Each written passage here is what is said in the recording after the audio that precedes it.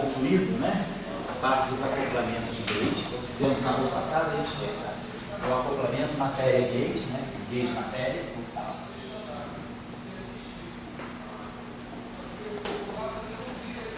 Então, esse aqui a gente tinha entendido que geralmente são acoplamentos mínimos que vêm pela derivada covariante. E aí aqueles atributos são decisivos, né? Depois, nós começamos a fazer, fizemos na aula passada, os acoplamentos matéria-matéria.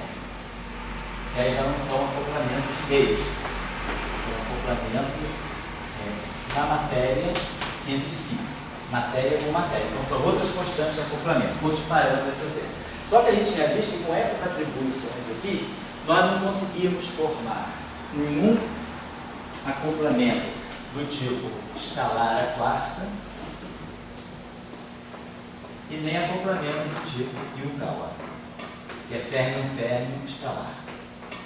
Então, com esses atributos aqui, com esses atributos que nós temos aqui, nós não conseguimos formar esses acoplamentos. São decisivos, são importantes, a gente precisa ter acoplamentos de gauge entre a matéria. Então, a gente falou que o que a gente já procurou hoje era introduzir, usando aquela técnica que a gente viu na aula passada, de ter recurso, né, dos tabuões de Young para produzir acoplamentos de matéria que sejam invariantes de gauge. Então, o que a gente precisa produzir são acoplamentos, né, ou a gente chama de autoacoplamentos, quer dizer, acoplamentos invariantes de gauge da matéria. Era essa a nossa tarefa que está no curso no final da aula passada. Então vamos pensar o seguinte, nós precisamos, né, formar acoplamentos do tipo matéria escalar.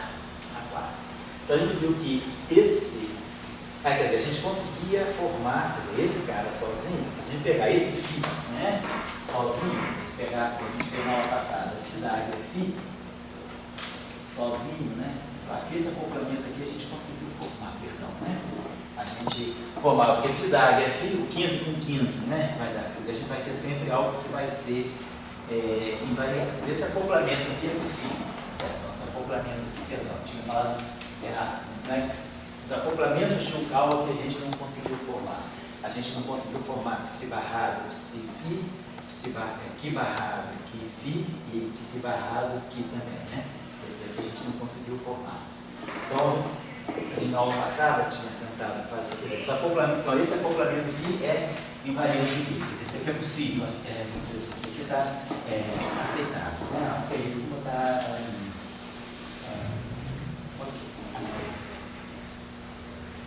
invariante de Gauge. Fazer um acoplamento, né? Porque sempre que a gente fizer a representação complexa, a representação da área com ela dentro, vai dar tudo invariante. As fases se cancelam, quer dizer, a gente sempre tiver uma representação pela representação complexa conjugada, a gente sempre consegue formar o singlet. Então, de da área aqui ao quadrado é possível. O que a gente não tinha conseguido formar, que a gente tinha visto na aula passada, era quando a gente procurava esse acoplamento de Yukawa, psi barrado, psi fi, não é invariante de Gauge. Esse acoplamento de Yukawa estava excluído. Esse acoplamento de Yukawa também nós tentamos ver, psi barrado, psi fi, psi barrado, psi fi, também está excluído. Eu não lembro se a gente tinha feito o psi barrado e fi. Eu acho que a gente tinha feito sim. A gente tinha somado até essas cargas aqui, né? Se a gente pegasse, por exemplo, né, o psi barrado, isso, o psi barrado, daria uma carga menos Q, esse aqui daria uma carga Q, e esse aqui daria carga Q, as três cargas têm que se somar a zero. Quer dizer, a gente consegue controlar o 1 desse lado aqui, depois esses dois aqui, mas a gente já tinha previamente, né, estabelecido alguma condição que fazia que essas coisas estão fora. Vamos tentar ver esse aqui. Então, quando a gente for analisar esse acoplamento, eu vou primeiro olhar os UNs, que é a coisa mais imediata, né?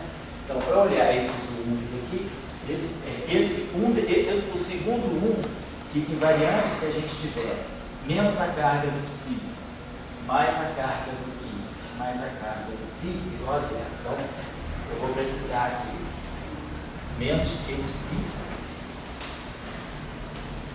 mais que φ mais que φ igual a zero. Isso aqui assegura que essa fase aqui, a segunda fase, desaparece. A primeira fase, o primeiro 1, eu vou ter psi barrado φ. Então, eu vou ter menos que psi mais que mais.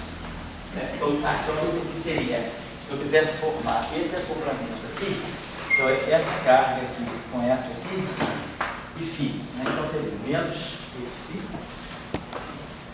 Que psi é menos que psi. O que é zero? A primeira carga do que é zero. E tem o que φ. Então, eu teria que ter essas duas condições aqui para assegurar a invariância dos dois 1's. Para assegurar o primeiro 1, essa invariância, o segundo 1, o primeiro 1, essa condição desse acoplamento aqui agora. Na aula passada a gente tinha analisado esses três aqui. Então ficou faltando esse acoplamento. É um acoplamento de Jukkal misto, não tem problema. O importante é formar invariante de Kepler. Então a gente viu que essas duas simetrias aqui são asseguradas. Se a gente for olhar agora esse SO2, o que φ é um singlete. O φ é um singlete. E esses dois caras aqui são dubletes. Então, dublete de SO2 com dublete de SO2 a gente já sabe, pode dar o singlete, né? Dublete de SO2 com dublete de SO2, a gente pode formar o triplete e o singlete. Esse aqui é 2, vezes 2, 4, 3, mais 1. Então, o singlete está aqui. Então, eu consigo, esse aqui sendo dublete de SO2 e esse sendo dublete de SO2, eu consigo fechar a simetria SO2 por aqui, tá certo? A questão agora é ver a simetria SO3 e a simetria SO4. Então, se nós formos olhar, por exemplo, SO3, o psi barrado é representação 3 estar. O psi é 3 estar. Então, quando eu tiver essa combinação aqui, né? Psi barrado, Ki, Fi. Então, do ponto de vista do SO3, esse cara aqui vai ser 3. O Ki também é 3. O psi barrado, o psi é 3 estar. Então, o psi barrado é 3. Esse cara também é 3 e esse cara aqui é 6. 3 vezes 3, a gente vai fazer esses dois aqui. Então, segundo SO3, né? 3 vezes 3 dá 3 estar. 3 estar mais 6. Tá? 3 vezes 3, 9. Então, 3 vezes 3 estar, né? A gente já sabe que 3 vezes 3, né? O S3 forma a representação simétrica e a representação simétrica. Essa aqui tem dimensão 6 e essa aqui tem dimensão 3, mas essa é o complexo conjugado da representação 3 estar. Então, 3 vezes 3 é 3 estar mais 6. Agora, vamos ver essa aqui. Preciso fazer 3 estar com 6. Então, 3 estar é essa aqui. E 6 é essa aqui. Vamos fazer, então, essa aqui, bota a segunda aqui, é x. Então, simplesmente vai ter que dar 18, né? 3 estar vezes 6, vamos ver quanto dá. Com 15x aqui, esse x aqui. Então, a gente vai poder formar isso aqui. Com os 2x aqui, a gente vai formar esse carinho aqui, com um x aqui, e o outro x aqui, e o outro x aqui, né? Esse aqui já não dá para botar mais um x embaixo do outro. Então, esse aqui é 3, 4, 5.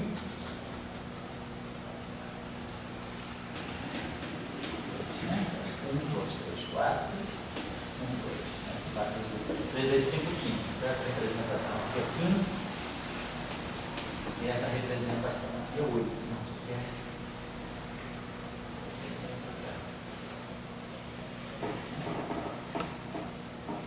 3, 4, né? Certo. A representação é 3 vezes 6. 3 está vezes 6, né?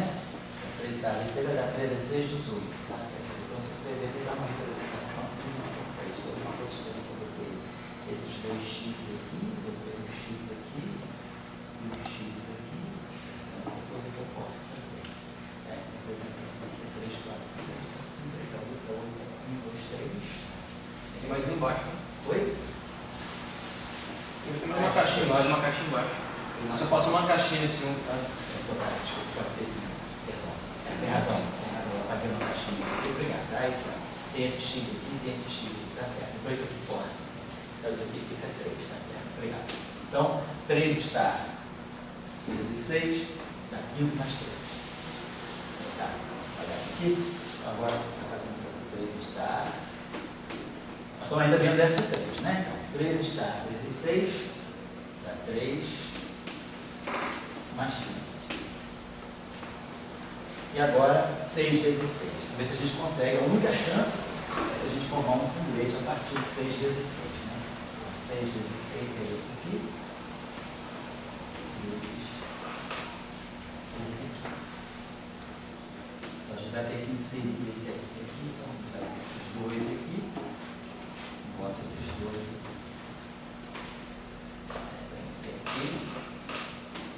Posso botar um aqui. Posso botar os dois também aqui embaixo, direto. Hoje posso botar um aqui e o outro aqui. É só isso que a gente pode fazer, né? Bota os dois lá, os dois aqui, um aqui, aqui. Então esse aqui, vamos ver se aqui, esse aqui é 3, 4, 5, 6. 1, 2, 3, 4.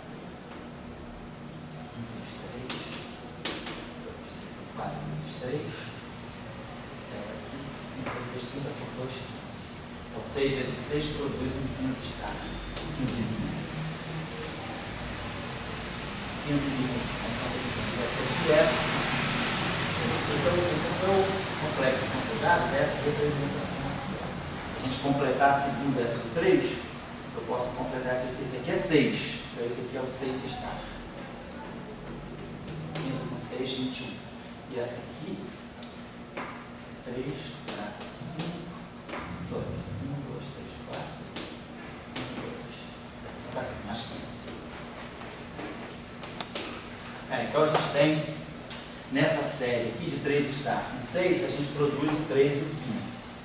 E na série do 6 com 6, a gente produz isso. Então a gente não consegue produzir singlete nenhum.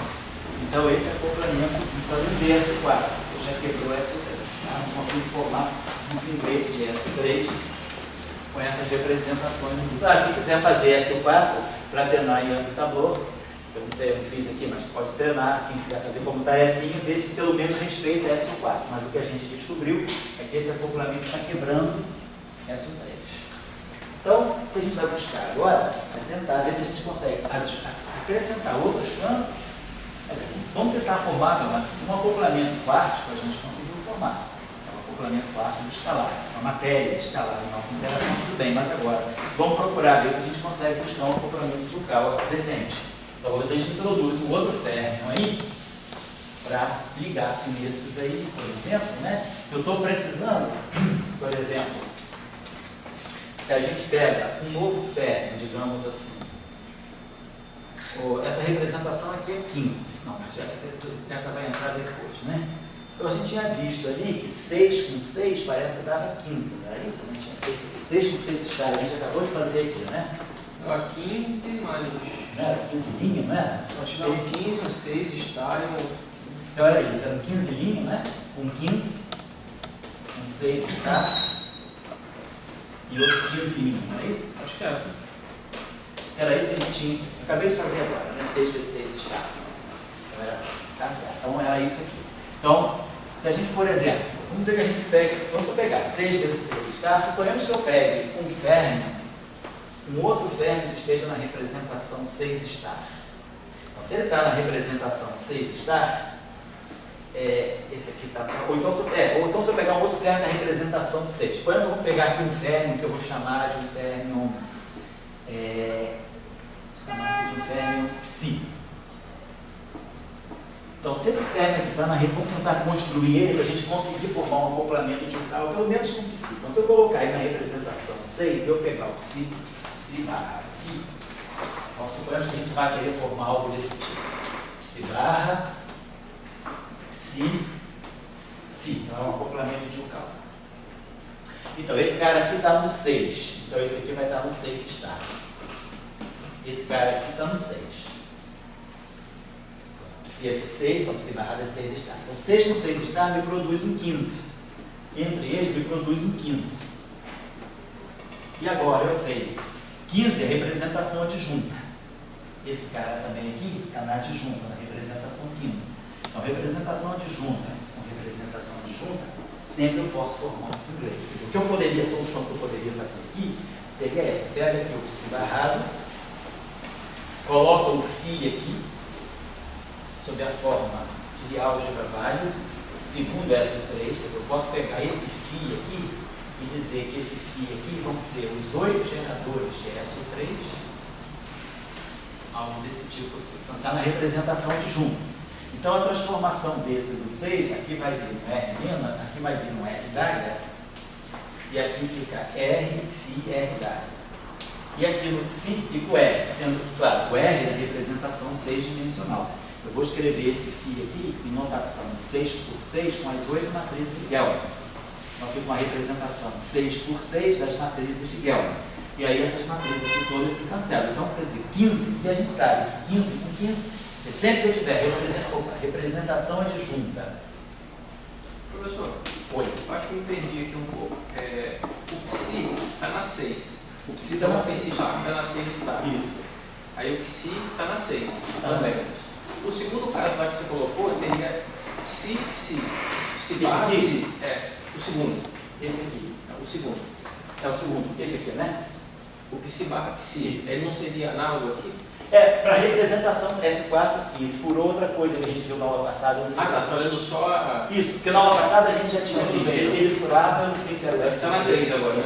Está na 3. Agora estou olhando esse aqui. Não, desculpa. Então, na aula passada. Tudo bem. Com relação a 4, aquele lá também batia. Isso, com relação a 4. Está na 3 agora. Isso, ele furava alguma coisa do S4. Está montando para 3. Estou montando agora esse aqui. Estou pegando esse aqui, vendo ainda S3, quer dizer, o S4 dele a gente vai ter que ver depois. O S4 a gente não fez ainda, né? Peraí, o S4 dele, perdão. Peraí. Estou pegando, esses caras aqui. Tá certo, 6 barrado, né? Desculpa, eu estou fazendo confusão. Estou pegando esse 6 aqui, perdão, é 6 de SO4. E esse aqui é o 15 de SO4. Tá certo, 15, esse aqui é a representação adjunta de SO4. Tá certo, então perdão.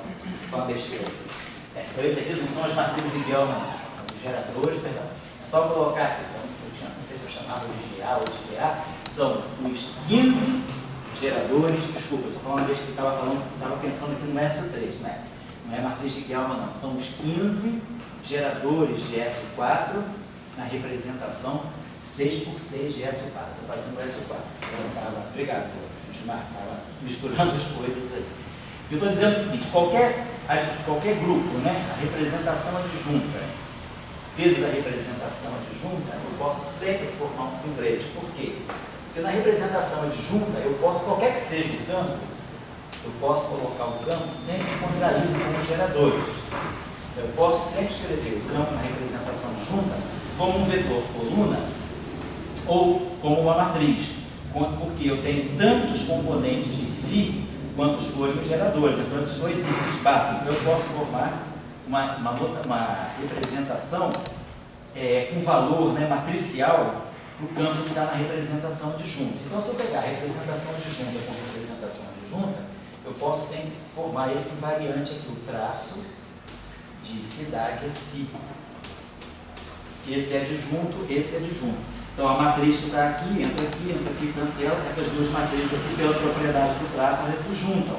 Então, eu sempre consigo formar um invariante, um singlet, a partir da representação adjunta, fazendo essa composição aqui, adjunta com adjunta. Claro que adjunta com adjunta dá muitas coisas, mas sempre dá o singlet. Então, a representação adjunta com adjunta vai dar o singlet mais tantas outras coisas. Entendeu? O grupo, tá? Em SO4 é 8 vezes 8, esse S3. 8 vezes 8, 64. Então dá 1 mais 63 dimensões de outras representações. No caso do SO2, a representação adjunta é o 3, e é o spin 1. Então é 1, dá 0, 1 e 2. Então, representação adjunta de SO2 com representação adjunta de SO2 dá o spin 0, que é o singlete. A mesma coisa vale para SO3 e para SO4. Então, adjunto com adjunto não é problema. Então, como esses dois caras aqui têm uma adjunta no meio, então significa que eu posso combinar esse bilinear aqui com esse cara na representação adjunta e formar um singlete. E aí eu já entendi qual é a formação que eu posso fazer. Eu mantenho o psi sob a forma de um vetor coluna com 6 componentes, boto aqui a matriz 6 por 6, né, com os 15 geradores aqui dentro, e boto aqui esse também vetor coluna de 6 componentes. E aí, colocando dessa forma, né, a transformação de gauge aqui vem no RW, aqui vem no R, aqui vem no RW. E aqui vem o R. E aí, tudo se nasce. Então, do ponto de vista do SO4, é uma boa eu pegar o outro sextete. Eu pego esse cara aqui no sextete. Vamos ver como é que a gente resolve agora a situação do SO3. O psi é 3 star. Então, 3 star. Então, do ponto de vista agora do SO3. Do ponto de vista do SO3, esse aqui agora fica 3. E o φ, do ponto de vista do SO3, é um 6. Ah, legal. Então, eu teria que pensar aqui, quem eu deveria colocar aqui, do SO3, para que eu possa formar um singlete. De repente, né, pode até ser singlete de... Vamos ver como é que fica 3 por 6 de SO3. 6 vezes 3. Então, 6 vezes 3 é isso aqui. Tensorial. Então, agora fazendo para SO3, tá legal? Tá? Então, vou colocar esse carinha que tem duas possibilidades só. Acrescento esse tabuzinho aqui ou acrescento esse tabuzinho. Então aqui eu tenho 3, 4, 5. 1, 2, 3, 1, 2. Então, 3 vezes 4, 2, 5, 60, 60 por 6, 10. Essa representação aqui é o mesmo plot. Representação 10. Então, 6 vezes 3 é 18. E essa aqui é a representação adjunta de SO3, dá 8. Então, 6 vezes 3, 18. Então, se eu pegar 6 com 3, eu ganho um 8, que é a representação adjunta de SO3. Então, se esse aqui com esse aqui já está produzindo 8, minha vida fica fácil. Eu posso colocar esse aqui no octante. Eu posso pegar esse aqui. Se eu pegar esse aqui no 8, significa que eu estou formando esse 3 com esse 6 produz um 8, e eu boto esse cara aqui também na representação adjunta. E 8 com 8, que é adjunta com adjunta, sempre eu consigo extrair um singlete. Então, uma solução, por exemplo, é colocar esse psi na representação adjunta de SO3. Vamos ver se tem outra solução. Né? Eu posso pegar o psi na representação adjunta. Agora, outra coisa que eu tenho é 6 vezes 3 deu 10. 10, né? Deixa eu botar aqui. Então, se eu multiplicar, 6 vezes 3 deu 10 mais 8. Então, aqui estava no 6. Nossa ideia era essa. Então, vamos pagar isso aqui por enquanto. Então, uma solução é botar 8 aqui. A outra solução, 6 vezes 3, né, dá 18, então deu para nós 10 mais 8, do ponto de vista do SO3. Então, a representação 10, por exemplo, se eu quiser variar, se eu pegar a representação 10, que a gente viu que era essa aqui, né? A representação aqui é 10. Se eu quiser formar, por exemplo, algum singlete aí com a representação 10, eu teria que colocar tablô, eu teria que formar alguma coisa que tivesse, não vejo como a gente aqui com a representação 10, formar, chegar, quer dizer, 10 vezes o que estaria me dando no singlete, né? Se eu pegar 10 vezes 6, porque para eu formar um singlete eu tenho que terminar um tablô que seja assim, deixa eu ver. Então, se eu terminar um tablô assim, isso aqui é singlete, isso aqui é singlete, isso aqui é singlete de SO3. Então, se eu colocar, talvez uma possibilidade, posso pegar essa, mas essa representação. Se eu pegar essa representação aqui, eu boto x, y. Deu uma saída, vai ser, por exemplo, eu posso pegar, primeiro, a coisa mais óbvia é pegar esse tabu e colocar todo ele aqui. Se eu faço isso, coloco todo esse tabu aqui, né, eu vou formar um simplete. Então, esse tabu aqui, o que é? Então, se eu multiplicar 10, né, por esse tabu aqui, eu consigo formar um simplete. Que tabu é esse aqui? Isso aqui é 3. Geralmente mais duas caixas. Esse aqui é o 6 estar, né? Oi? Tinha mais uma coluna. Mais uma coluna, né? Isso. Vou botar para fechar isso aqui. Vou fechar completamente isso, mais uma coluninha, obrigado. Isso. Então, se eu pegar esse carinha e colocar aqui embaixo, eu fecho ele. Ele é o qual, ó, ele aqui, ele é o complexo conjugado desse aqui. Então, esse aqui é o 10 estar. Então, uma outra saída é a gente pegar o si do 10 estar. Aí, se eu pegar ele no 10 estar, eu vou estar formando 10 mais 8 vezes 10 estar. E aí, claro, 10 vezes 10 estar vai dar, entre outras coisas, o simplete. Então, é uma saída, né? Vou botar no octet, ou outra saída, eu posso colocar alternativamente aqui, ou eu posso pegar esse si na representação. 10 estar. Estou dando esse exemplo, assim, um exemplo meio chato, fora assim de realidade, mas é só para vocês verem que é esse tipo de método que a gente tem que usar na teoria de grande unificação. A gente tem que saber onde colocar os campos que a gente quer. Na próxima aula a gente vai fazer SO5. Aí com SO5 a gente vai ver como é que a gente coloca os quartos, as cores, as quiralidades, e que representações de SO5, onde a gente coloca o Higgs, e aí a gente vai conseguir formar os acoplamentos. Mas o trabalho é mais ou menos esse. Só que é mais simples porque eu tenho um grupo só. É só SO5. Então eu vou mexer com o mesmo tabu de um grupo só. Aqui a gente tem que exercitar os diferentes grupos que estão compondo ali o grupo de gates. Então, a gente já viu que com essa representação, 8, com a representação 10 estar, a gente consegue formar também um invariante de SO3. Professor, sempre que eu tenho um tabu na horizontal, o estar é uma opção? O estar? Sempre que eu tenho um tabu na horizontal, o estar é uma opção? Sempre que você tiver um tabu, sempre que você tiver uma representação F, e você fizer o complexo conjugado dela, isso aqui sempre você vai ver o simplete. Que é como se você tivesse alguma coisa assim. É como se você tiver a representação e o seu complexo conjugado. O complexo conjugado é a representação. Então, uma matriz sempre vai bater na outra. Então, sempre que você pegar uma representação do seu complexo conjugado, o que você espera obter a partir dela é pelo menos o simplete e também a representação adjunta. Deve cair dentro. Por quê?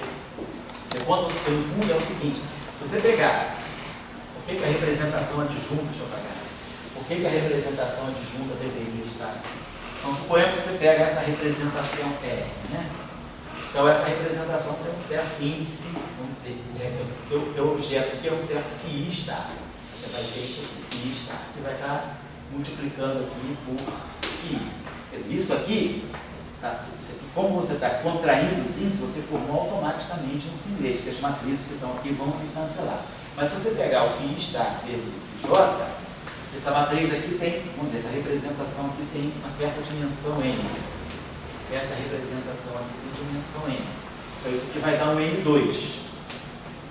Como você já tirou o simplete, então isso aqui vai ter dimensão n2 menos 1, que é o número de representantes, de geradores de SN. Então, se você pegar a fundamental vezes a fundamental estar, você vai ter sempre a adjunta. Se você pegar uma outra representação que não seja a fundamental, por exemplo, você vai ter essa representação assim, agora que não seja fundamental, que não seja n vezes n, mas que seja um certo n vezes n, né? Você vai formar esse produto tensorial aqui, e esse produto tensorial aqui você vai poder decompor essa matriz aqui, você vai decompor também em função dos geradores. Então você pode sempre encontrar os geradores aqui dentro quando você formar uma representação pelo seu complexo conjugado. Mas o simplete sempre está aqui. Não importa se ela seja aquela representação toda na horizontal, que é a representação toda simétrica ou não, porque você vai casar os índices. Você vai sempre fazer que as matrizes que aparecem aqui se cancelem. Então a gente tem duas possibilidades aqui. Agora vamos ver o SO2. Então, esse cara aqui está no dublete. Isso é assim, a situação que do conceito você vai para do conceito eu vou... Você vai para as coisas, para o Galileu. Ah, tá certo, exatamente. Eu vou partir da invariância para o conceito, nesse caso, sim. Eu parto da invariância para o conceito, vou buscar alguma observável, algum acoplamento, exatamente. A teologia tem conceito. Hoje roubou mais. Agora eu estava ocupado, você mandou um e-mail agora, né, gente? Acho que é o último e-mail da discussão, né? Foi umas 3 e-mails ali. Eu não pude ler, eu vou ler depois. Você mandou um e-mail, eu vi que estava. E era dentro da discussão do real, do virtual, do natural, né? Tá rolando o papo. Eu acho que o Diego andou também colocando alguma coisa, né? Eu acho que o Diego falou alguma coisa também, assim. Mas O Luiz mandou uma poesia muito bacana. Quem é aquele autor, cara? Desculpa agora. Ele é Nação do Maranhão. Ah, é mesmo, né? É do século passado, sim? Ou é vivo ainda? Não, Já morreu, né? acredito que é do século passado. Século XIX ou século XX mesmo? 1900 e pouco. Ah, 1900 e pouco. Mas legal a poesia Pai dele. dele de lá do Amazonas. Né? Achei bem propícia, né? Bem propícia para quem faz teoria de queijo, para quem faz supersimetria. Uma coisa que eu estava conversando com o Mauro, eu tenho um irmão que é físico também. Professor Mauro Duarte, professor do E ele é lá do, como se diz, segundo a reitoria, tem uma comissão lá de professores. acho que é do Conselho Universitário. Eu quero colocar para vocês uma palavra que se chama momento histórico. Eu acho que aquele período de Marx, de 1848, eu não sei porque eu acho que você, porque alguma razão existia, o pessoal vivia um momento histórico. Então o pessoal queria uma universalidade para o homem, ele queria entender a evolução do homem, ele não queria assim, ir na padaria comer, ele queria ter, e as pessoas teve essa grandeza. E o que está acontecendo na nossa época, apesar de todo esse desenvolvimento extraordinário que a gente vive, ele ainda tem uma grandeza de entender as coisas de uma dimensão maior, como foi quando foi feito o Manifesto Comunista. Bom, transportando isso, vamos dizer, lá para o caso que o Mauro estava falando da reitoria, e para aqui a questão da física. Ele teve lá uma reunião da reitoria, daí aparece o estudante, invade. Né? Invadiu a reunião do conselho? Conselho universitário. Ele já invade assim, o microfone e tal. Essa reunião assim, as diretrizes da UFRJ. Bom, e daí o Mauro falou, foi vaiado. Imagina, o Mauro é meio durão, né? Imagino. Tem uma professora de letras, começou a falar denegrir, daí o pessoal vaiou ela, denegrir está com negro, assim, Sei. Bom, daí eles levantam e falam assim no microfone, nada de a aula não é importante, em outras palavras, assim, o que é importante é bandejão, é alojamento, assim com palavras teóricas. Então, daí você começa a entender que qual cultural vai mas eu só quero dizer o seguinte, esse é o ponto que eu quero alertar. Isso é uma coisa que se chama momento histórico. Eu acho que isso o Marx viveu muito, o Lenin fala muito, é uma herança marxista muito forte, o que viveu muito. E agora na física chega a física 14 teses. Bom, um momento histórico extraordinário. Aí o que mandaram nesse circuito aí, o pessoal lá do New York Times, o pessoal reclamando, o pessoal da cosmologia começou a falar muita multiverso, muita coisa, né? Bom, a ideia é a seguinte, como é que a gente vai viver o movimento histórico do LHC? Essa é uma discussão abertíssima, né? Mas daí a questão é a seguinte, quer dizer, o que vai prevalecer hoje em dia? É a luneta, é a equação ou é o conceito? Então, houve um movimento desde a evolução científica, né, do século XVI, lá, até hoje, da luneta de Newton, vamos dizer, a Dirac que teve a equação, entendeu? Mas hoje em dia, aí que vem a discussão, quanto mais você está vendo as coisas a partir do conceito. E se não tiver conceito, não adianta, você não vai ver nada. Entendeu? Assim, quer dizer, o Dirac, eu acho que foi o último sortudo, ele fez uma equação para esse e-mail e acertou a antimatéria. Já é mais difícil fazer isso hoje em dia. Então você parte do conceito. O conceito é supersimetria. O conceito é fazer um invariante aqui. Eu estou com esse conceito. Aí vou ver o que vai dar dessa história. Eu estou partindo do conceito. Então, aí que vem a questão. Se o teu momento histórico é o conceito, você parte a partir do conceito, será que aquelas coisas que existem que você detecta vem do conceito ou elas existem per si? É. É uma dúvida que eu tenho, pelo menos eu não sei. Nossa, Em definir, eu não sei. Então, as pessoas discutirem, eu acho que está mais ou menos rolando aí. Eu acho que o Pedro mandou também, aquele Pedro Malta mandou também aquele cara, achei meio aquele confuso, cara da né? PET. Eu não ouvi ainda, não pude ouvir. Eu achei meio confuso. Assim, eu não gosto de gente que fala muito. Sei. Eu acho que tem um ponto, assim, entendeu? Isso aqui, está aqui, está aqui, está aqui, não está aqui, entendeu? Assim, então, quer dizer, a pergunta que vem da física, isso aqui que você está mostrando no caso, é bem claro, a simetria é óbvia nisso, né? Você está partindo do conceito, isso aqui tem que ter uma simetria, seja S3, seja todos os flutuantes de peso aí, deve ter essa relação aqui. Essa relação aqui, vamos dizer que seja medida experimentalmente, ela veio por quê?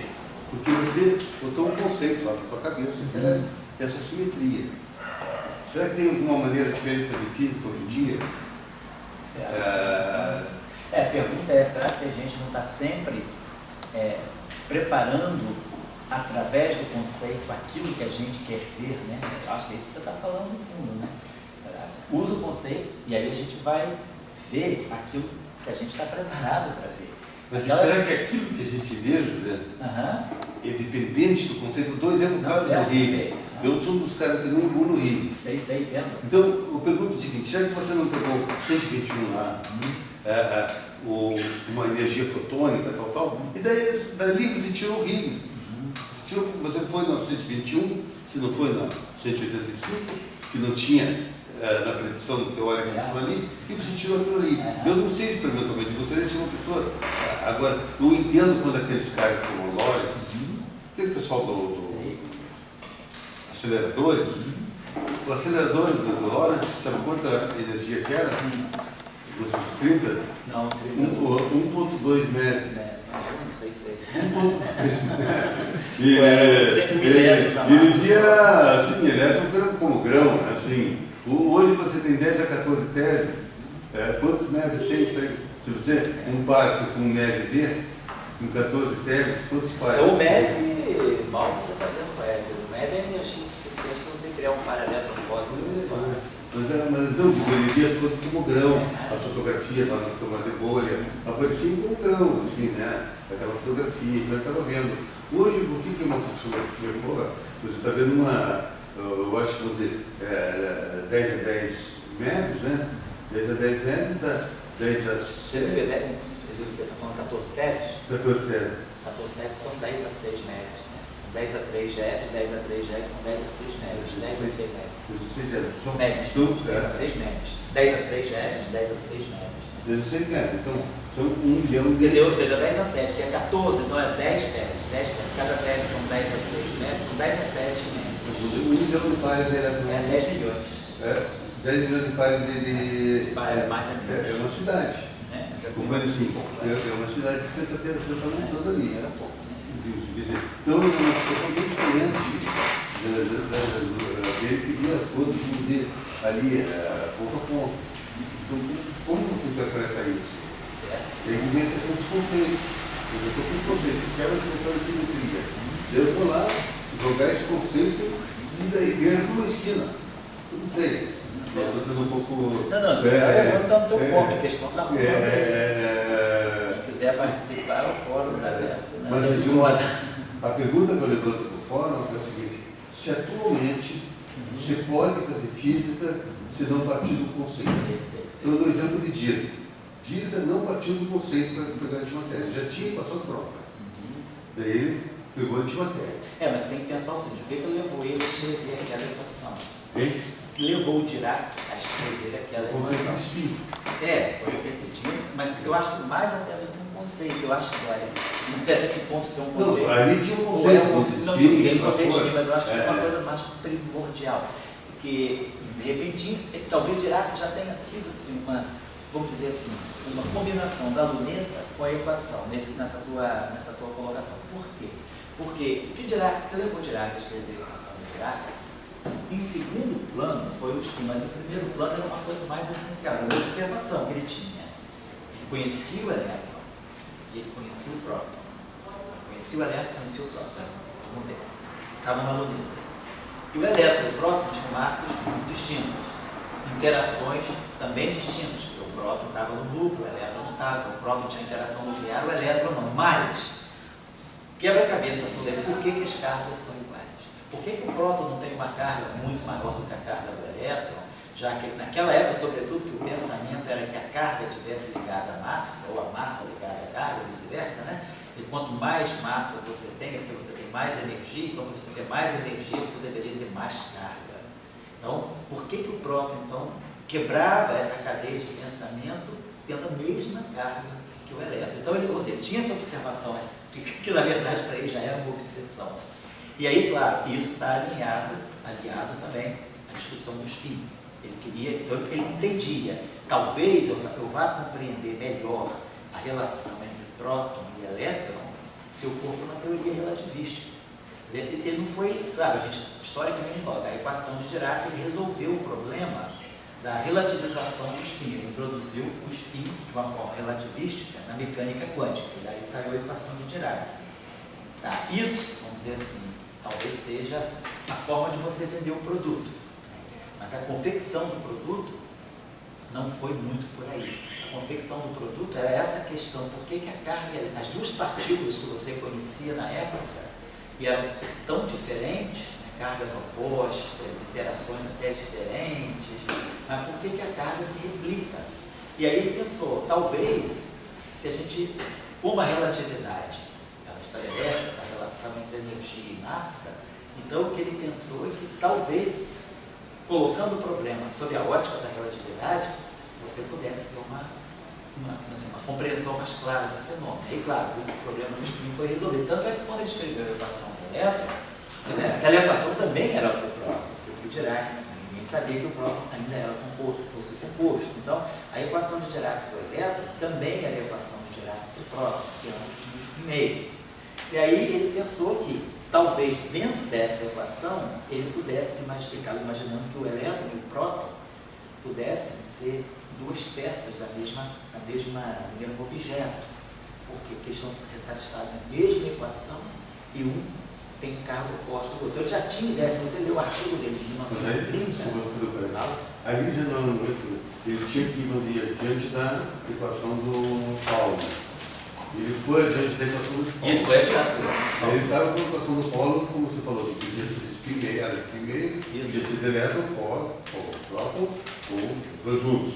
E daí ele te pediu, como é que eu vou fazer essas duas com dois juntos?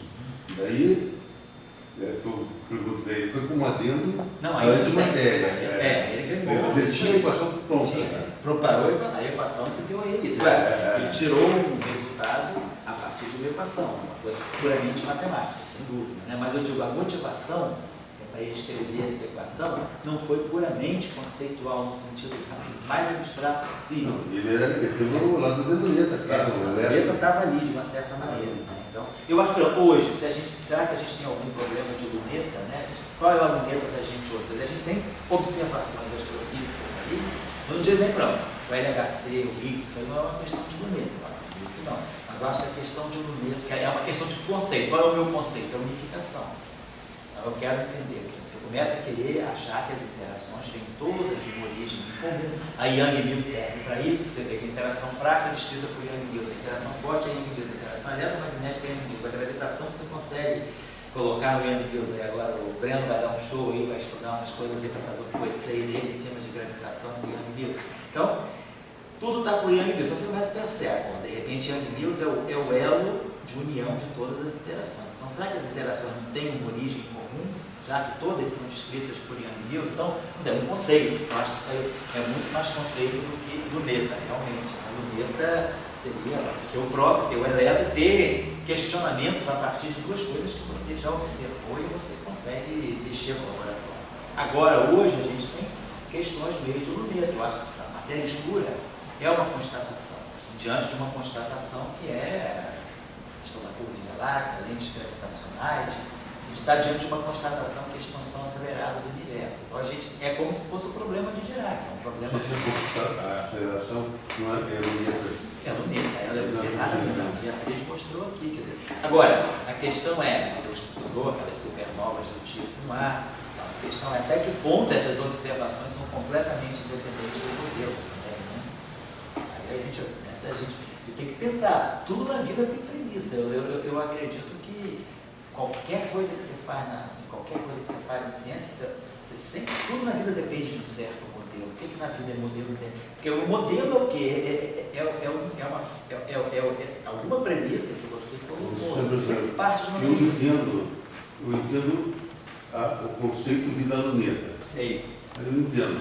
Porque o conceito de ser motivado pela luneta, né? Eu sou um agricultor, plantando. Você está vendo ali. Agora, o inverso, você vê. O conceito de luneta. Para mim é complicado. Porque me traz a seguinte dúvida. Isso eu levanto para você da questão do Higgs. O Higgs existe. O que existe é quebra espontânea. A quebra espontânea é um conceito. E esse conceito, falado, daí chega uma hora que eu também não entendo. Mas para mim, quando você parte do conceito, você vai discutir sobre esse pessoal do multiverso. O princípio parece que eles são loucos, eles têm eles eles saem dos conceitos e começam a ver que tem ali, que é espontânea, né? E vai gerando. Não sei, aí também não tem, é bom que tenha, mas digamos, você não consegue discutir, compreende? Eu queria ouvir uma religião, o cara falar, você ouve os mormons falar, aquela Bíblia louca não é.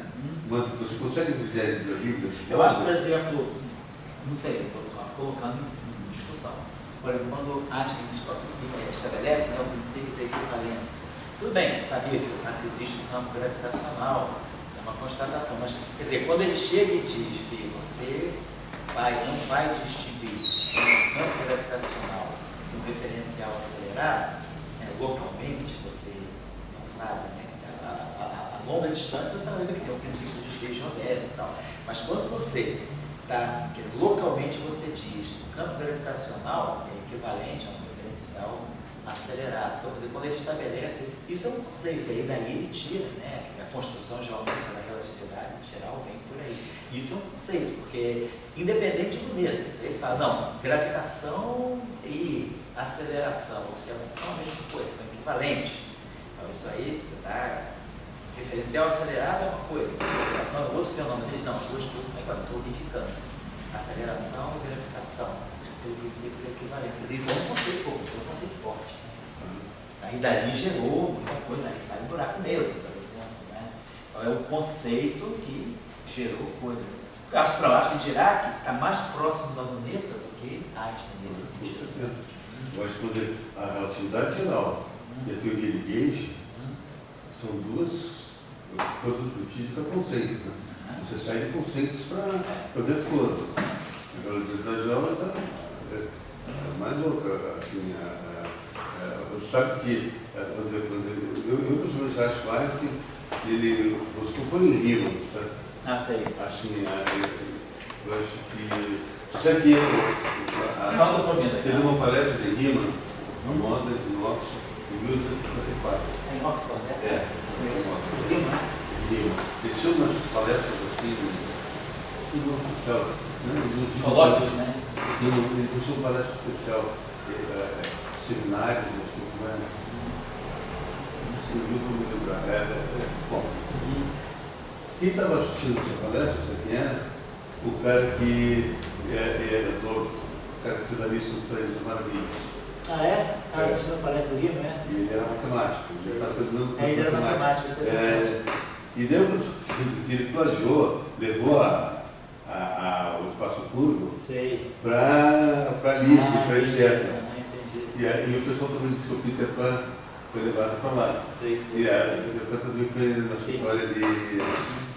E eu acho que o Einstein foi buscar a equivalência também, a partir de... Ele queria fazer uma nova proposta. Tanto que a equivalência não é tão claro, eu não tive tão simples. Assim, alguém deve estar na internet esses estudos, porque essas coisas que o pessoal antigamente fazia tudo assim, depois tinha os escritos, né, nessas conferências, né? Seminal. Seminal seminário. De ideias fundamentais. Se alguém achar na internet, Riemann Foi em Oxford, né? Não, esse livro que eu estou escrevendo como de procurar, Ah, você achou? eu achei isso aqui. Ah, você achou isso? Ah, então depois você vai legal, isso é uma coisa interessante a gente ver. Beber água na fonte mesmo. Mas é interessante essas coisas assim, porque você de repente, o Riemann, 54, Sim. 854, ele quebrou um conceito, né? E a lei de Pitágoras já não era mais lei de Pitágoras, assim, né? Ele trouxe uma nova trigonometria, etc, né? E daí a outra turma acelerada, dizendo tem que ter uma estrada por aí. E todo mundo quer.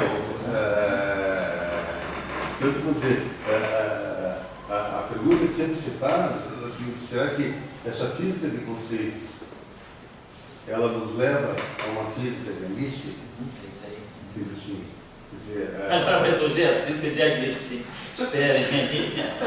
Só para comentar, assim, só na... Tudo que não seja hélice Bob, né, da informação quântica, né, então a famosa hélice Bob, né, da informação quântica, esse pessoal que faz informação quântica sempre usa hélice Bob, né, mas não é a mesma Alice, você está introduzindo uma outra Alice.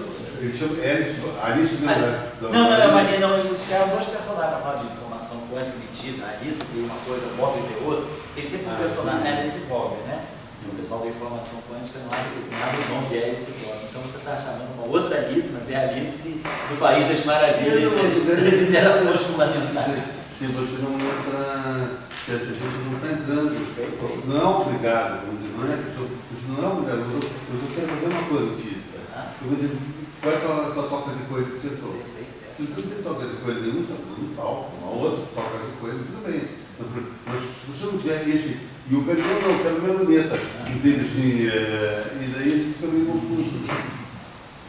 Não, só no espírito de e-mail que eu mandei, assim, questão do conceito, da luneta e tudo mais, eu tentei voltar um pouco mais, se bem, eu voltei bastante, até na época que nem era físico o nome, mas o que eu comentei, assim, que eu acho que até hoje, minha opinião, na verdade, é que física ainda se faz com observação, ainda se faz com equação, e se faz com conceito.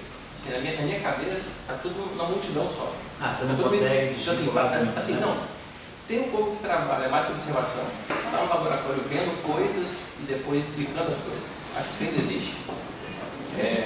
Povo de filmes finos, de condensada, vai lá, vê uma coisa que não entende e depois vai tentar explicar. Ou o contrário, pega uma equação lá, vai desenvolvendo e encontra uma coisa estranha. Depois do laboratório encontra a matéria condensada. E no conceito você cria um conceito, cria uma física nova e vai tentar depois experimentar. Então eu acho que hoje tem uma multidão onde uma parte da multidão trabalha com conceito, uma parte da multidão trabalha com equação, uma parte da multidão trabalha com observação, com essas três linhas. O que eu tentei colocar foi que, historicamente, na minha visão, é assim. Claro, a física no último século cresceu muito. Aí eu acho que nesse ponto a gente é um pouco egoísta, de achar que o nosso momento é o momento mais espetacular da história. Ele já foi há 50 anos atrás, já foi há 100 anos atrás, quando Einstein colocou a teoria dele, quando o Dirac encontrou a antimatéria, quando era ainda um MeV, que você conseguia acelerar, assim, você puxa um MeV, antes você não conseguia nem ver átomo, você achava que era uma bolinha maciça. Então eu acho que na história sempre houveram momentos que eram excepcionais. A gente acha que o nosso é também, mas 14 TeV é muito, é muito. Mas quem diz que daqui a 200 anos não vai ter 1000 TeVs? E pensa assim, o povo com 14 TeV não via nada. Assim, e tem esse tipo de discussão. Então você pensa lá, vai lá em Pitágoras, ele achava que o universo tocava música, porque ele via as cordas e a relação matemática e achava que tinha uma música que você não ouvia porque você nasceu com ela. Então ele tinha um conceito ali que você não conseguiu provar. Era maluquice. Ok, ele também é um pouco maluco hoje. Então com o que ele tinha, ele montou uma história, ele montou uma ciência, uma pseudociência, ele não tinha como experimentar. O Kepler, até quebrar a cara, ele queria botar a sólido platônico. Ele queria montar as órbitas, botando cubo e tudo mais, até da órbita. Ele queria fazer aquilo. Claro, não conseguiu. Acho que a história é assim, alguns conceitos vão, outros morrem pelo caminho, mas ele tentou. Se ele conseguisse, seria o conceito que ele teve de sólido plato, sólido perfeito, que levaria ele a conseguir aquelas notas. Então, assim, ele foi por um conceito, não conseguiu, pegou os dados da observação, matematizou e depois bateu com o resto. Aí Newton também, ele olhou, assim, não é que ele olhou com maçã, mas a história da maçã lá. Ele tentou, entre aspas, unificar a física na Terra com física no céu. E conseguiu. Então, assim, a princípio ele queria. A partir do querer, ele foi matematizado. Matematizou e conseguiu. Então, eu acho que assim, a física cresceu. Eu acho que em toda a história houve o conceito, houve observação e houve a matemática. Claro que a matemática veio bem depois. Então, eu acho que sempre, né? Mas eu acho que assim, então acho que hoje existe uma parte da física que o conceito se sobressai. Mas existem outras que o povo ainda está experimentando. Então, assim, falar que só faz física por conceito, eu não sei. Eu acho que ainda se faz física por equação, ainda se faz física por observação. E uma parte se faz por conceito, como sempre foi, dadas as devidas proporções. Então, eu acho que a física de hoje é um retrato de houve uma inflação de conhecimento, que hoje é um retrato do que foi há 100 anos atrás, em escala menor. E há 1000 anos atrás, em escala bem menor. Eu acho que de Pitágoras, em escala menor ainda, quando você esfregava a pedrinha e ia pegar a palha no chão devido à eletricidade. Então, eu não encaro como nova física o conceito. Assim, minha opinião. Eu encaro como uma física que sempre esteve aí. Só que agora a gente está vendo como algo assim, como pode ser espetacular. Essa coisa de ideias levarem a supercordas e supersimetria e o que quer mais que seja. Mas eu acho, assim, minha opinião é que o conceito sempre esteve aí. E que, por isso, eu chamaria de conceito de física aristotélica e não nova física. Eu botaria a física de conceito ainda mais atrás da luneta, a minha opinião. Porque quando foi filosofia natural, era ideias. Eu não conseguia matematizar, era só plano da ideia. A gente não leva muito a sério porque o povo fala de terra, fogo, ar, e aquela coisa de 4 elementos, sólido platônico, mas é um bichinho. É um bichinho. Tentavam, de algum jeito. Não era matemática? Não. Eu discuto isso. Hoje em dia, você vai fazer o quê? Vai fazer um doutrinário. Você parte do quê? Da tua observação? Você parte do quê? Ele foi para fazer a observação. Mas hoje em dia a leitura da observação, a leitura de uma equação, se você não tiver o conceito, eu acho que a gente vai dizer, eu sou na época do Galileu, você precisava muito mais da observação do que do conceito. Sempre existiram, os três grupos interligados, isso é óbvio. Agora, o ponto de partida é a questão. Será que hoje em dia você, observação, eu estou dando a minha geração foi educada pela observação. Nós fomos galileanos, galileano, daí você diz, eu tenho um conceito a partir da tua luneta. Mas você que inverter, como ele está querendo inverter, isso para mim sempre foi falta de estava claro que isso aqui você está partindo no conceito e você daí eu tenho que fazer observações. O grande vosso é cheio disso. Sabe muito bem. Então, quer dizer, o F5 é cheio disso aqui. Eu partir de um conceito e fazer observações. Para a minha geração, como fui educado, é muito difícil isso. Então, hoje em dia, você partir do conceito, vamos falar agora uma coisa clara. Eu parto do conceito, quebra espontânea de simetria. Não unificação eletrotráfica. Estou falando de quebra espontânea de simetria. O conceito você tira, teoricamente, da teoria de campo. Não é nem um conceito assim, aristotélico. Só da teoria de campo, tirou lá, tira esse conceito. Você está com esse conceito. Dentro do conceito, você tira o Higgs, a massa para todo mundo e cria o acoplamento para todo mundo. Então, o acoplamento entre eu e você, segundo a quebra espontânea, está dividindo o Higgs, a concentração. Então, a partir de um conceito, você cria uma situação. O que é isso? Estou querendo refletir, não é mais uma questão assim de Santo Agostinho, fazer uma universalidade. Você pegou um conceito bem determinado, teórico, não é galileano, a quebra espontânea, que é teórico, e daí você tirou um prisma de observar as coisas. E daí o pessoal descobriu o Higgs. Para mim não é tão simples entender isso, entendeu? Não é tão simples isso. Para mim, o mais fácil de entender é se eu tivesse teorias alternativas. Eu digo, olha, eu estou vendo isso aqui assim, dessa maneira, eu estou entendendo o que está fazendo aquilo ali. Como ele é mais ou menos único, ou totalmente hegemônico, assim, fica uma coisa assim. Então, quer dizer, a única coisa que eu estou querendo nessa discussão é assim, como a física hoje em dia, se você não partir do conceito, você consegue fazer física. Essa pessoa da de cosmologia, etc. Eles têm a chance de botar o conceito deles. Mas olha, talvez a gente esteja olhando muito também com um pouco do preconceito da nossa área. A nossa área, ela te coloca. Mas se a gente olhar, por exemplo, a matéria condensada, hoje essa matéria condensada, essas novas formas de matéria, sabe? Que a nanotecnologia está possibilitando você manipular estruturas muito pequenas, o que a gente tem, eu tenho até conversado com alguns pessoas da matéria condensada para saber. E tem esse pessoal que mexe com espintrônica, por exemplo, a espintrônica ela está sendo um campo assim, muito propício até para a gente buscar conceitos da nossa área, né? Porque na espintrônica tem uma série de efeitos aí. Você, quando coloca esses materiais assim, tipo, esses planários, né? Tipo grafeno, depois que veio o grafeno, veio essa revoltada, a espintrônica se desenvolveu mais ainda. Mas você começa a observar, até aquele meio que eu mandei domingo para vocês, né? Dessa descoberta desses semimetais de Dirac, semimetais de Faro, você começa a ver que no laboratório estão aparecendo coisas novas. Você está vendo a luneta, você está descobrindo materiais novos para os quais você não tem nenhuma equação, você não tem uma equação, você tem modelos assim, você não tem uma equação mestra e você não tem conceito.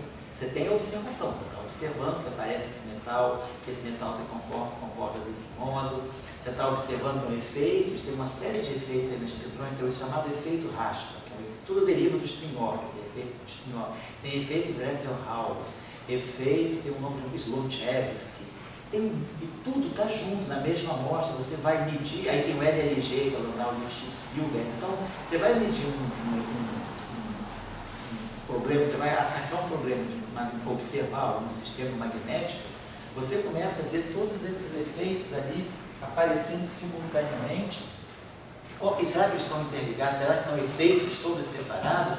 Ou será que são todas manifestações de um efeito mestre unificado a partir do qual você observa todos eles? Então, quer dizer, como acho que o Jusmar falou, a gente está vivendo um momento em que a gente tem a predominância do conceito em certas áreas, talvez a predominância das equações em outras áreas e a predominância das observações. Eu acho que a matéria condensada hoje, sobretudo, né, ela está num envolvimento muito grande com os três, porque o cara vai para o laboratório, o cara realmente observa, mas também ao mesmo tempo você prevê materiais, segundo aqueles trabalhos que eu mandei para vocês no domingo, né? Esse último arcaico que eu mandei para vocês, que é de 15 de fevereiro desse ano, eles estão ali ainda propondo a medição desse chamado semimetal de Weyl, né? Então, aí você vai para esses materiais e aí você descobre, só para terminar a última frase, aí você tem esses materiais que a luneta está te dando, você vai fazer experimentos com ele, aí você começa a entender como é que eles funcionam, aí você propõe uma equação para eles, aí você descobre tudo que os caras mostraram, tem uma supersimetria emergente, que é uma coisa completamente fora de propósito para essa área. Então, eu acho que essa interface entre o conceito, a observação e a equação, a nossa área, eu acho que é mais conceito. A gente está predominando o conceito. Eu estou vendo nessa discussão de duas traduções de fato. Uma, você diz, bom, eu estou vendo aqui, eu estou vendo, por exemplo, a minha luneta, matéria escura, eu estou vendo uma espintrônica diferente, eu estou vendo novas situações que ele falou, você diz assim, que a minha luneta está vendo, e eu vou buscar um conceito. Então, essa é mais ou menos a física que a gente foi educado. A gente viu novas coisas e deve ter algum conceito, alguma coisa, e o cérebro vai buscar a estrada da equação de conceito. Isso é entendido, é uma fase. A outra fase, e essa que eu discuto, é porque eu tenho um conceito na minha cabeça, e agora vai acontecer algumas coisas ali. Depois aquelas coisas estão acontecendo por causa do conceito, ou que elas já tinham que acontecer mesmo. E essas de matéria escura, que está falando, Elas já existiam, né? E daí você vai buscar um conflito para ela. O inverso é difícil de perceber. Quer dizer assim, até onde você. Aquelas coisas gatos, etc., né? Você está vendo aquilo por causa do conceito que você está botando na sua cabeça. Então, esse é um assunto delicado, eu acho. Então, eu quero dizer, tem duas maneiras de colocar. Uma é que você tem uma coisa que você não sabe, mas você já detectou e tem um conceito para ela. E a outra, que é um dado conceito, você começa a criar um universo. Vamos pensar, a gente não está querendo organizar um encontro aí do professor global em setembro, a gente pode criar uma sessão disso, mas aí seria legal chamar assim, um cara da filosofia, sei lá, pessoas assim que trabalham, talvez tenha um cara das neurociências também, acho que alguém da neurociência que trabalha com cognição pode ter alguma coisa a dizer e acrescentar, porque isso aí passa por um processo de cognição, quer dizer, como é que você organiza, né? A natureza, né? A natureza ela é uma mistura de observação, é uma mistura de conceito, a natureza é um conceito. Tá ficando mais difícil, né? Porque tá ficando difícil, porque quanto mais o tempo passa, a quantidade de informação que vai absorver, então assim, hoje tem física do Japão para o Brasil, assim, na volta ao mundo, então é tanta coisa sendo feita, a gente não vai conseguir absorver tudo, então assim, você vai ter inovação em toda a área da física. Talvez existam fenômenos no laboratório, trabalhando, que nos ajudam aqui hoje a entender um pouco melhor as equações. Talvez não, mas talvez exista que até descobrir isso vai levar anos. Não teve lá o indivíduos caminhando, ligados para o outro, depois o negócio se encontra em algum momento. Então assim, demora. Então hoje provavelmente a gente tem isso acontecendo. Só que não vai dar para organizar agora. Então daqui a 50 anos, olhando para trás, a gente fala, estava tudo na mão deles. Como é que eles não viram? Então a gente pode chegar nesse ponto, eu acho. Vamos tentar fazer isso. Fala aí, Zé. Na linha dele, eu acho que também hoje, né, a nossa formação é toda uma preocupação didática, em detrimento da trajetória real, né, da descoberta das coisas, da invenção, que é totalmente tortuosa e não linear. Então, eu acho que às vezes a predominância, se você falar muito da importância do experimento, é uma maneira de você dar uma razão para aquela descoberta e contextualizá-la com a realidade. Mas que na prática o experimento pode ser uma coisa que veio depois, ou aconteceu até por acaso, né? Então, até para o próprio modelo heliocêntrico, né?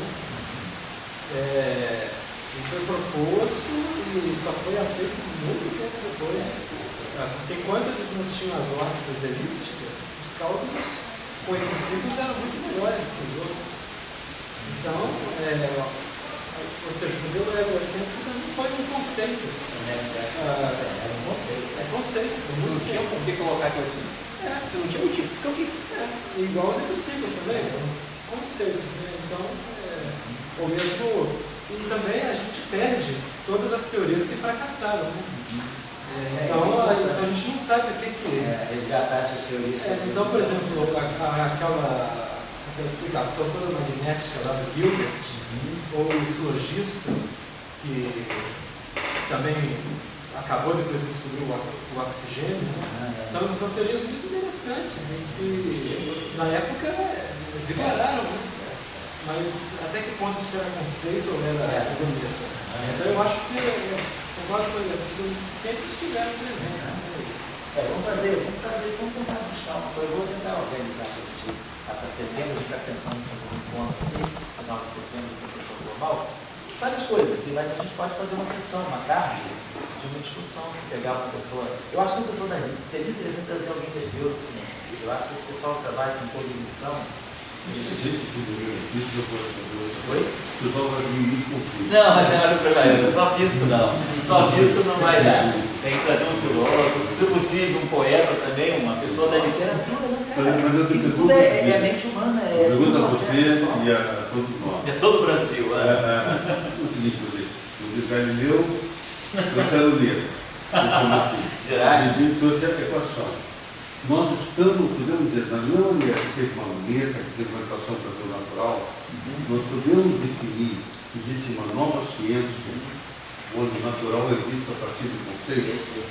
Então, a gente pode trazer essa tecnologia, nós estamos diante de uma nova ciência. Os que dizem não, isso não pode, é possível, mas o argumento é o seguinte: o que é supergravidade, gravitação, supercorda, essa dimensão, isso aí não é uma física de conceitos, você não está partindo de um conceito, daí pode ser que aconteceu como você colocou. O cara lá está mexendo lá com a muleta dele, descobriu uma coisa, e às vezes pode ter aquele conceito de supersimetria. Isso, claro, mas a luneta não está desligada do conceito que você teve, nem na época do Galileu. Só que agora a gente não voltamos mais com a física galileana e nem com uma física diraquiana. Nós estamos com uma física que parte do conceito. Então, talvez seja uma física lística. Porque você está numa toca de coelho e dele, pô, aqui está no universo. Isso eu não sei, mas então, será que a supersimetria, que você trabalha há anos, não é uma toca de coelho? Não tem nada a ver com o Dirac, ele não tem nada a ver com o luneta, ela é uma toca de coelho. Agora, entra na toca e vê qual que tem. Não, acho que a gente está no clímax para ter alguma coisa, todo mundo está amadurecendo ideias, pensando sobre coisas. Né? Há um ano atrás eu não pensava em quase nada disso. Aí a partir das provocações aqui, a gente está pensando, vai lendo material, vai conversando com pessoas, vai ouvindo outras pessoas. Acho que é bom a gente se estruturando, se enriquecendo, para ter um momento de ter uma discussão mesmo. Assim, e ouvir pessoas de outras áreas também, que acho que tem muito a dizer. Eu, por exemplo, sou ignorante, confesso, mas eu não sei até hoje se matéria escura para mim é toca de coelho ou é galileano, é luneta. As pessoas gostam de luneta. Eu não sei, aqueles 120, em 1931, já dizia que era luneta. Dizia que era luneta sem. Mas eu até hoje não consigo.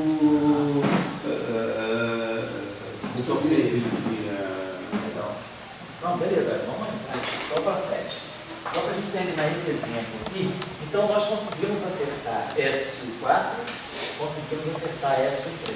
Se a gente for olhar SU2, a gente está querendo relacionar o psi com o psi.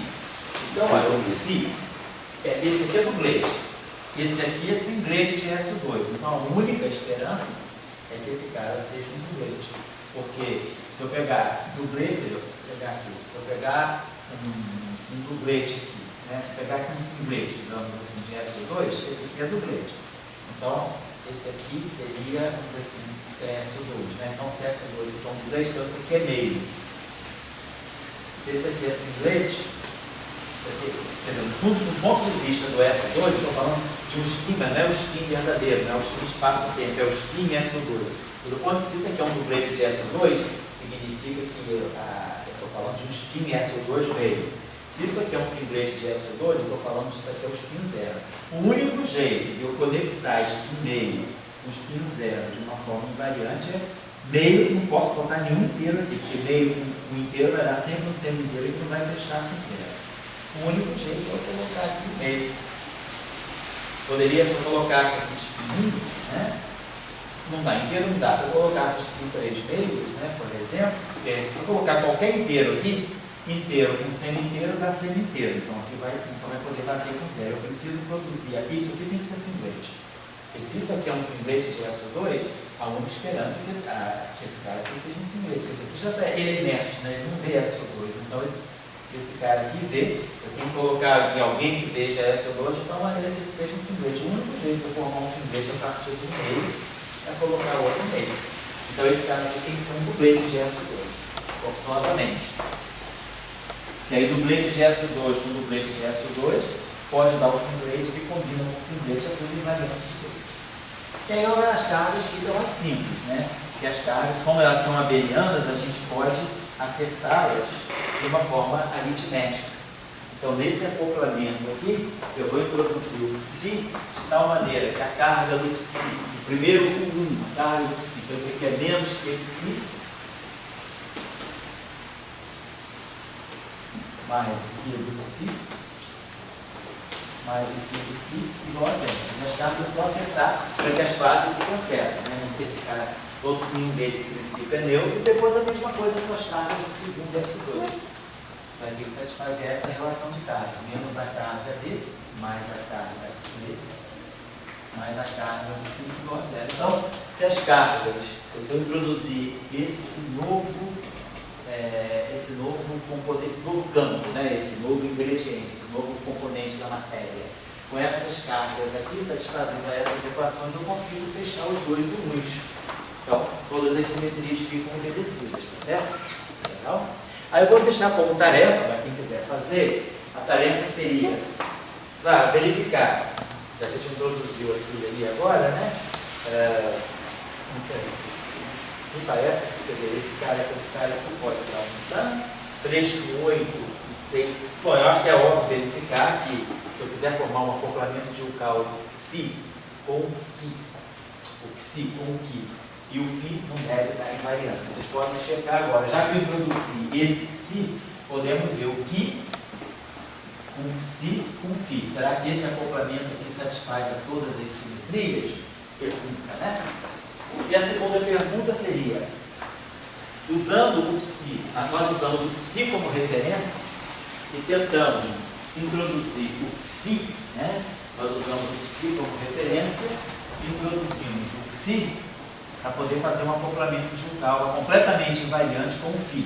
Agora vamos usar o ki como referência. Digamos que eu tenho o ki, vamos usar o ki aqui como referência, eu vou introduzir um outro termo, eu vou manter o ki aqui fixo, vou querer fazer um acoplamento de Yukawa do ki com outro fermo, chamado fermo zeta, e aqui o φ. Então, eu acho que eu já usei zeta como constante de acoplamento. Vou botar aqui um fermo ômega maiúsculo, né? Alguma coisa assim. Então, esse aqui vai ser um outro multiplete. Eu vou querer introduzir, então, esse campo, né?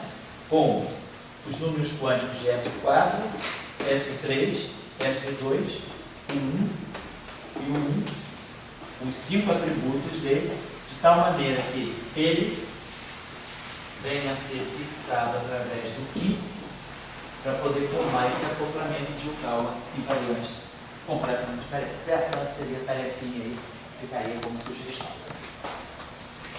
Então, basicamente, que quando a gente pega a gente está já 2 aulas atrás falando, a gente está pegando um grupo de gauge, né, olhando uma situação em que o grupo de gauge não é um grupo simples, ele é uma mistura, né, uma composição de grupos simples com fatores abelianos. E aí a gente vai tentar formar uma interação, formar todas as interações que sejam invariantes sobre todos esses grupos compostos, né? Na próxima aula, eu vou deixar para a próxima aula, então nós vamos trabalhar basicamente o SO5. Vamos ver que um único grupo, SO5, vai querer ver como é que a gente pode, a partir do SO5, chegar ao modelo padrão. SO3, SO2, 1.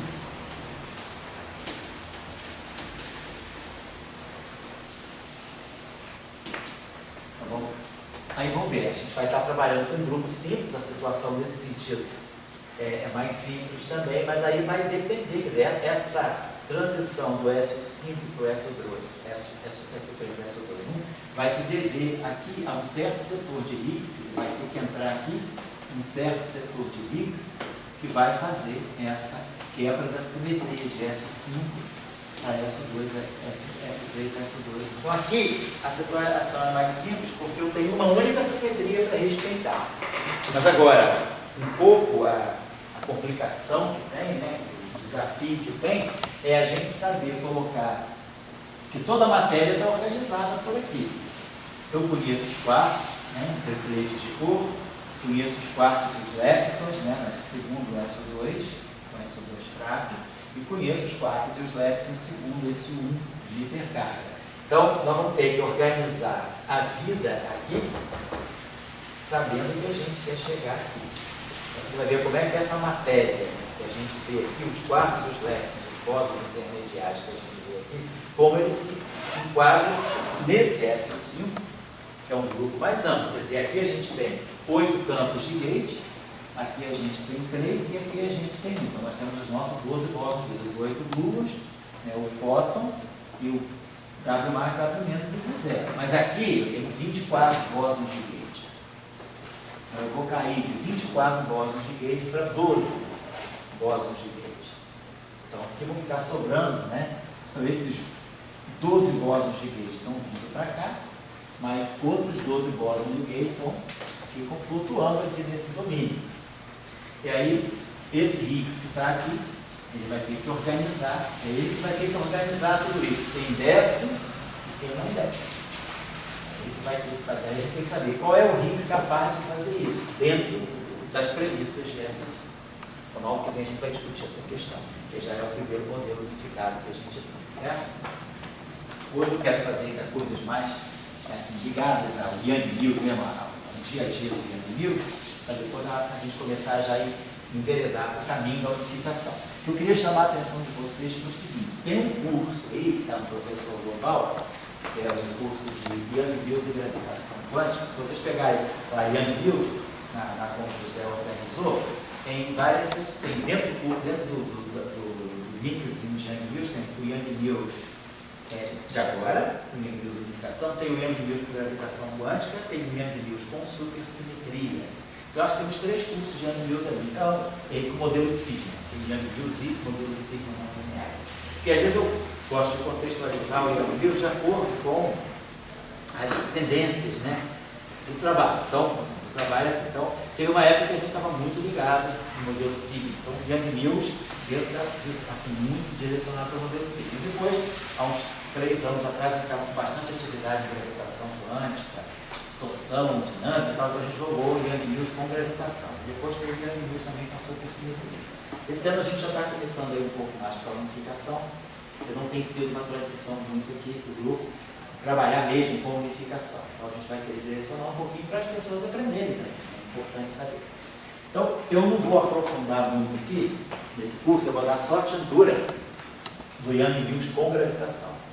Então, mas o próprio Breno se ofereceu para fazer o essay dele, desse curso, de fazer Yang Mills, gravitação e Yang Mills. Então, ele vai produzir um material que depois eu posso passar para vocês também. Está nos outros cursos, mas eu passei algum material de livro para ele vai fazer a visão dele, então vai ajudar. Então, eu não vou nesse curso aqui ficar fazendo. Da outra vez a gente fez um curso bastante detalhado de Yang Mills com gravitação, acho que você até andou olhando aquele curso, né? Eu acho que é de 2012, não, Luiz? Yang Mills com gravitação quântica. 2012 ou 2013, né? Então tá tudo feito em detalhe, a gente dá as referências também dos bons livros aí, mas então eu não vou aprofundar muito aqui, eu vou querer ir mais um pouco na direção da unificação. E aí eu já estou programando para o semestre que vem, o curso que a gente daria, ele seria o seguimento desse curso aqui, vai ser a eletrodinâmica quântica, além do modelo padrão. Então, vamos fazer eletrodinâmica quântica dentro da unificação, para ver tudo que é eletrodinâmica que está aqui embaixo conosco, pode absorver das altas energias. Então, por isso eu estou querendo caminhar na direção da unificação. Tem uma, mas também daqui a pouco tem um aspecto, então a gente já falou em algum, acho que até o Pedro fez um exercício sobre Chern-Simons em 3 dimensões, não foi? Eu vou querer abordar isso aqui um pouquinho mais, agora de uma forma mais geral, e depois terminar aqui. Então a gente vai falar agora um pouco vamos dizer assim, da versão Yang Mills, ou da versão não abeliana, vamos colocar assim, versão Yang Mills, vamos dizer assim, das teorias de Chern-Simons.